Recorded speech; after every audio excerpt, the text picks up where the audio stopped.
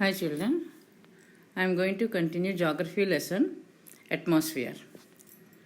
Now let us have a quick recap what we learnt in yesterday's class. We learnt about the composition of the atmosphere, particulates, structure of the atmosphere, how many layers are there, atmospheric pressure and also pressure belts, Coriolis effect, and briefly we learnt about the classification of winds. And I gave you some homework and I hope you have done it. Now let us start today's lesson. Today's topic starts with planetary winds. Already we learned that there are three types of winds. They are planetary winds, seasonal winds and local winds. Planetary winds, these are the winds that blow continuously in a defined direction governed by pressure belts. That means governed by pressure belts means high pressure to low pressure, always in the same direction throughout the year they blow. Such winds are called planetary winds, or they are also called as prevailing winds. And these planetary winds are of three types: trade winds, westerlies and easterlies. Trade winds, they move from subtropical high pressure belt to equatorial low pressure belt, and they are easterly in direction. That means in northern hemisphere they are called as northeast trade winds, and in southern hemisphere they are called as southeast trade winds. Westerlies, they blow from west to east. They are southwest in northern hemisphere and northwest in southern hemisphere. And easterlies, these winds blow in the polar regions. You can see in the picture trade winds blowing from subtropical high pressure belt in northern hemisphere to equatorial low pressure belt, and in the southern hemisphere subtropical high pressure belt to equatorial low pressure belt. And westerlies in northern hemisphere from subtropical high pressure belt to subpolar low pressure belt, and again in southern hemisphere also subtropical high pressure belt to subpolar low pressure belt. And easterlies in northern hemisphere from north pole to subpolar low pressure belt, and in southern hemisphere south pole to subpolar low pressure belt. Now let us see the effects of the planetary winds. What are the effects of these planetary winds which are blowing throughout the year? Pressure and wind systems are the impact of lithosphere and hydrosphere on the atmosphere. As we already know, lithosphere, hydrosphere and atmosphere, they influence each other. They impact each other. And the impact of lithosphere and hydrosphere results in pressure and wind systems on the Earth's surface. And these winds play an important role in transporting heat and moisture from one part of the world to the other. Wind blows in different directions, and in whichever direction it moves, it carries heat and moisture also. And that is why no part of the world is too cold or too hot for the life to survive.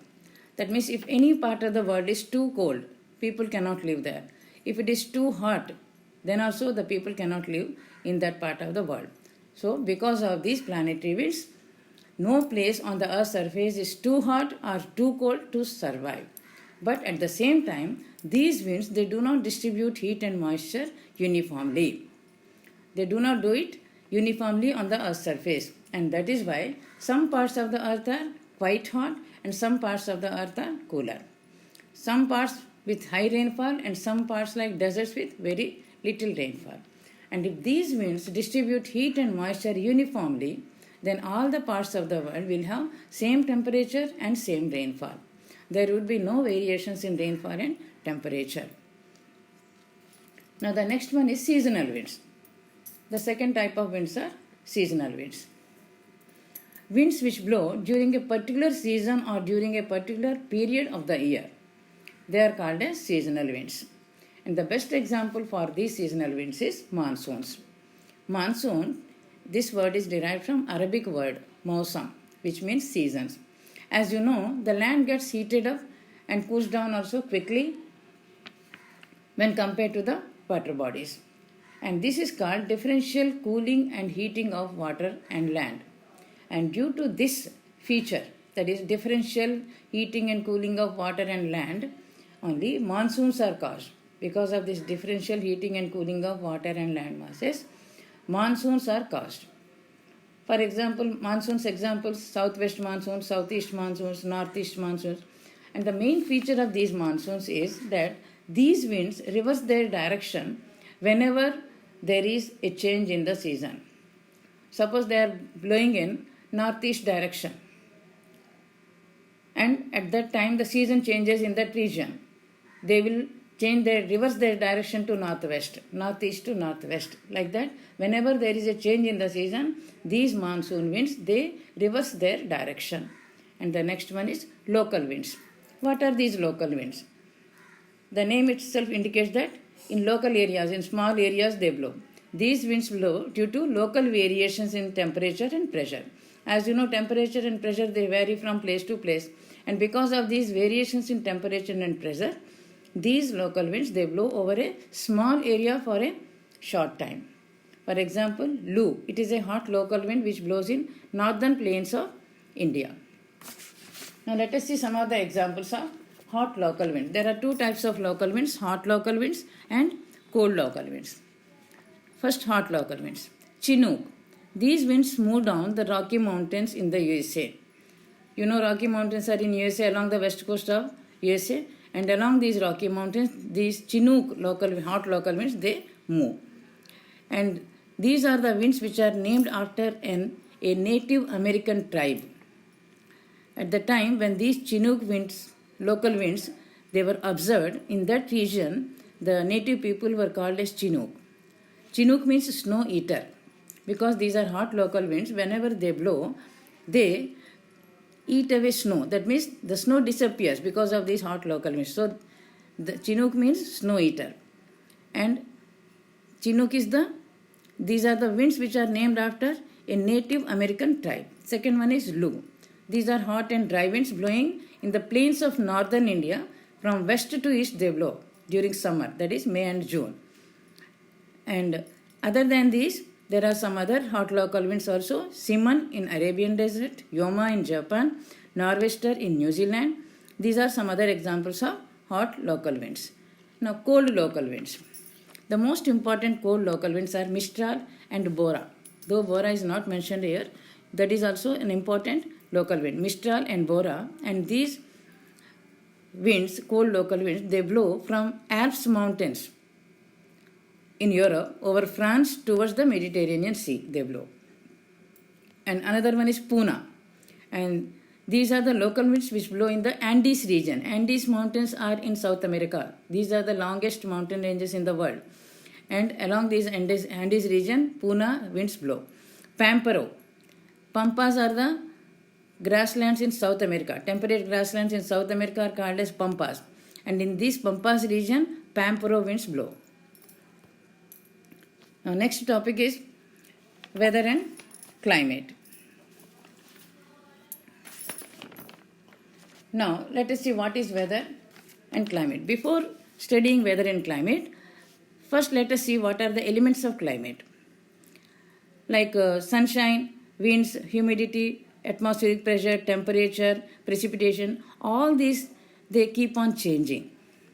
They are not the same each and every day. From time to time, from place to place also they change. So they are called as atmospheric variables. And with the help of these factors only, we express the climate or weather of a place. We say the rainfall is more or less, we say humidity is less or more, or atmospheric pressure, like that. With the help of these factors, we express the weather or climate of a place. So because they keep on changing, they are called as atmospheric variables. And they express either the weather or the climate of an area. So these are called as elements of climate. So what are elements of climate? Sunshine, temperature, atmospheric pressure, winds, humidity, precipitation. With the help of which we express the weather or climate of a place, they are called as elements of weather and climate. Now what is weather? The state of the atmosphere of an area expressed with respect to sunshine, temperature, barometric pressure, that is atmospheric pressure, winds, humidity, etc.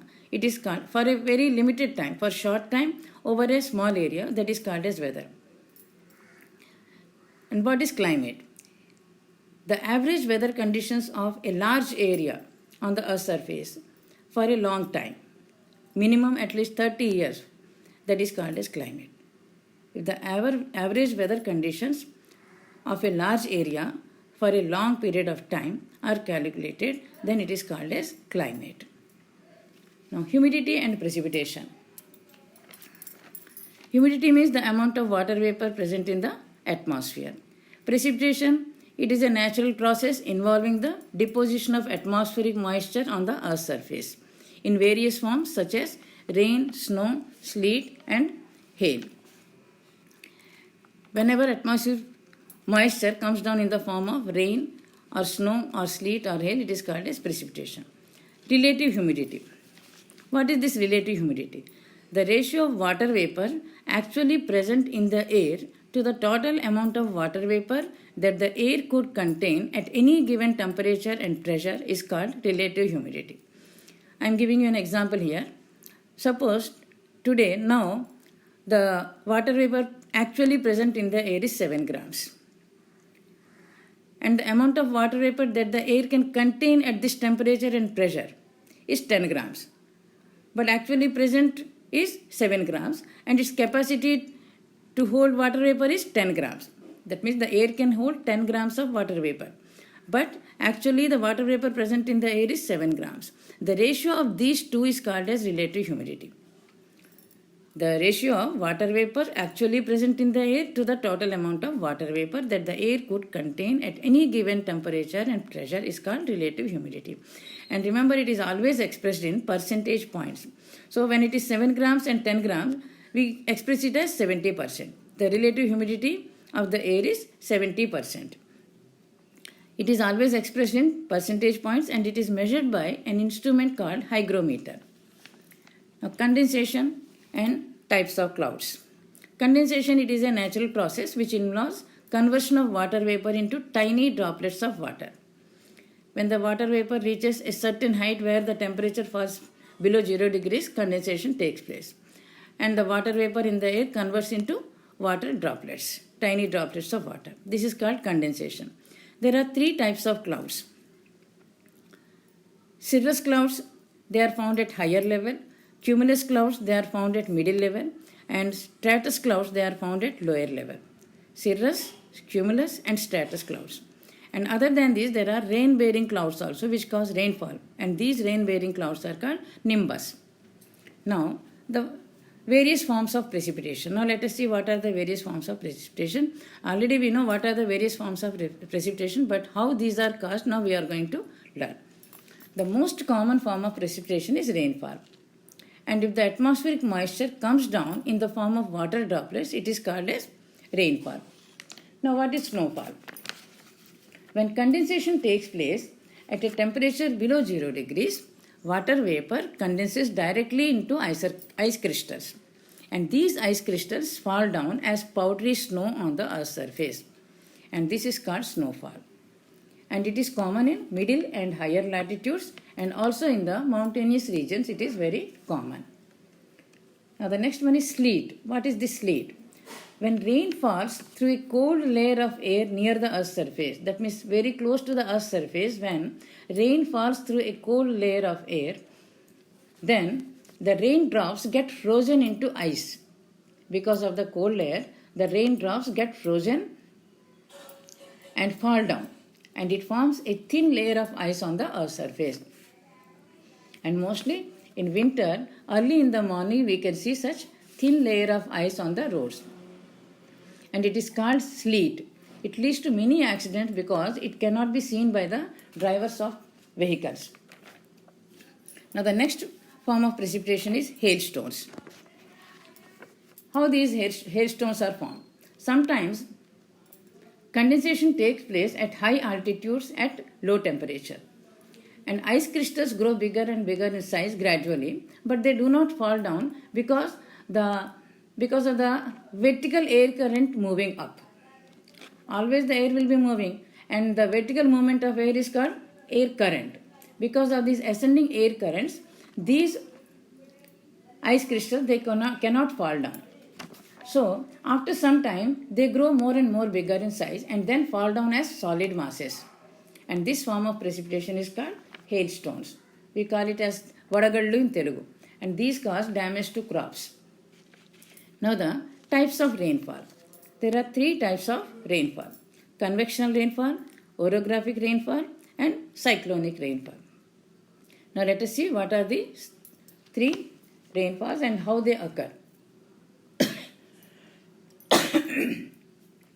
Now the first one is convectional rainfall. Due to sun's heat, the land gets heated up, and the air surrounding the land also gets heated up, and this warm air becomes lighter in weight and rises up, and when it reaches a certain height where the temperature is below 0 degrees, condensation takes place and heavy rainfall occurs, and this is called convectional rainfall. And this type of rainfall is most common in India during summer. It is also common in lower latitudes, and on summer days in interior parts of the continents also it is very common. And this type of rainfall is associated with thunder and lightning. That is its main feature. It is associated with thunder and lightning. And the second type of rainfall is orographic rainfall. It is also called orogenic rainfall. Orogenic rainfall. And this orogenic is derived from Greek word oros. In Greek language, oros means mountain, and it is most common in mountainous regions. This type of rainfall is common in mountainous regions. When rain-bearing winds are obstructed, you can see in the picture, when rain-bearing winds are obstructed by a mountain or any other elevated portion, the winds rise up along the side of the mountain. See the red arrows climbing up. They rise up along the side of the mountain, and when these winds reach a certain height where the temperature is below 0 degrees, condensation takes place and heavy rainfall occurs on one side of the mountain. And this side is called windward side of the mountain. The side of the mountain which gets heavy rainfall is called windward side of the mountain. And by the time these winds reach the other side of the mountain, they become dry. So, very little rainfall or no rainfall occurs on the other side of the mountain. And this side of the mountain where there is no rainfall or very less rainfall, it is called as leeward side of the mountain or rain shadow region. And this type of rainfall is most common in Western Ghats region in India. Western Ghats, that means along the west coast, heavy rainfall occurs. And the region to the right hand side of Western Ghats, it comes into the rain shadow region of Western Ghats, and it gets very less rainfall. Western coast, all through the year they get rainfall because of the Western Ghats. That is windward side of the mountains. And to the right hand side of the Western Ghats, it comes into the rain shadow region. Now the other one is cyclonic rainfall. The third type of the rainfall is cyclonic rainfall. And it is associated with cyclones or depressions. And the term cyclone is derived from the Greek word kyklon, which means revolving. In Greek language, kyklon means revolving, and there are two types of cyclonic rainfalls, and they are tropical cyclonic rainfalls and temperate cyclonic rainfalls. Now let us see what is this tropical cyclonic rainfall. These tropical cyclones, they are developed on the warm sea surface between 26 degrees and 27 degrees Celsius temperature. Between this temperature, tropical cyclones are developed and they move towards land. And the winds are lifted up in cyclic manner and they bring heavy rainfall. The winds are lifted up in cyclic manner and bring heavy rainfall. And this is called as tropical cyclonic rainfall. Now, temperate cyclonic rainfall. When warm air masses and cold air masses from both sides, they come together towards each other and they converge. Converge means meet. When they meet each other, that means when warm air masses and cold air masses converge or meet each other, the warm air masses, they are lighter in weight. So, they are lifted up by the cold air masses and they bring heavy rainfall. This is temperate cyclonic rainfall. Now, last but not the least, the world distribution of rainfall. That means which areas get more rainfall and which areas get less rainfall on the earth's surface. Firstly, the equatorial regions, they receive more rainfall because of low pressure area called doldrums or ITCZ. Equatorial regions receive more rainfall than the polar regions. And in the same way, coastal regions, because they are on the coast and the sea coast is side by side, and because the ocean is there, more water evaporates from the ocean. These coastal regions, they receive more rainfall than the interior regions. In the same way, the higher altitudes, the places which are at higher altitudes, they receive more rainfall than the places at lower altitudes. Low pressure area always indicate rainfall. Remember, low pressure always indicates rainfall. Low pressure area, because equatorial low pressure area, it is getting heavy rainfall throughout the year. Almost throughout the year it rains. So, low pressure areas receive more rainfall than the high pressure areas. And just now we discussed windward side of the mountain receives more rainfall than the leeward sides of the mountains. And warm ocean currents indicate rainfall and cold ocean currents indicate deserts. Whenever warm ocean currents move, they indicate rainfall. That means they cause rainfall, and cold ocean currents, they indicate deserts. And eastern margins of the continents between 10 degrees and 30 degrees latitudes, and western margins of the continents between 40 degrees and 60 degrees latitude, these areas receive more rainfall than the other regions. This is all about the world distribution of rainfall. Now the lesson ends here. I am giving you the homework. Read full lesson once again, underlining the important points. Learn all the definitions and write without seeing in the notebook from front side. And learn the remaining 1 mark and 2 mark question answers and write without seeing. And complete the blanks and MCQs in the material.